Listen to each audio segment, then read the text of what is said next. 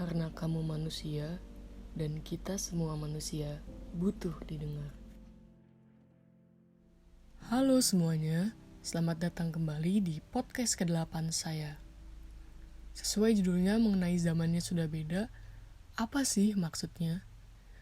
Pernah beberapa kali ketika saya terlihat murung, lalu saya mendapatkan perkataan dari orang yang lebih tua daripada saya seperti, gitu aja stres, umur sekamu gitu bisa mikirin apa sih?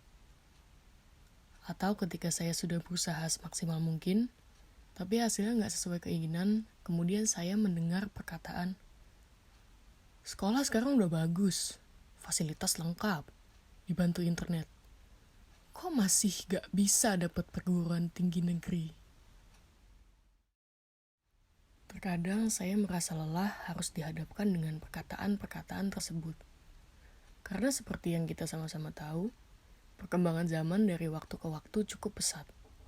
Bahkan dalam waktu setahun pun, ada saja perkembangannya terjadi, contohnya dalam bidang pendidikan.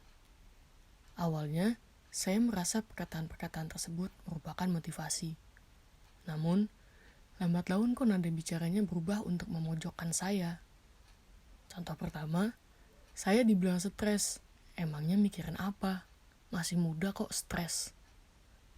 Mereka mengucapkan itu tanpa pernah mereka berusaha mengerti sedikit pun apa yang pernah atau sedang saya hadapi sehingga saya murung lalu merasakan stres luar biasa. Contoh kedua, sekolah bagus, fasilitas lengkap, dibantu internet tapi masih gak bisa dapat perguruan tinggi negeri. Di sini, mereka sempat berhasil membawa saya ke dalam pikiran bahwa saya tidak seberkualitas itu.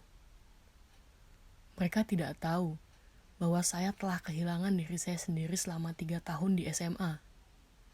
Setelah selesai dari SMA, saya dihadapkan dengan pilihan, kampus keinginan saya atau mereka yang harus saya kejar.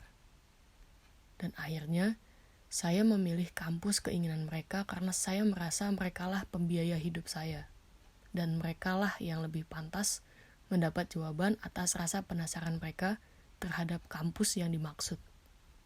Lalu, apakah saya sudah pernah speak up untuk diri saya sendiri? Jawabannya, sudah. Tapi, ya begitulah. Terkadang, saya dibilang kemasukan jin, jadi saya stres. Disuruh bersihin kasur juga, takut ada jin yang nempel.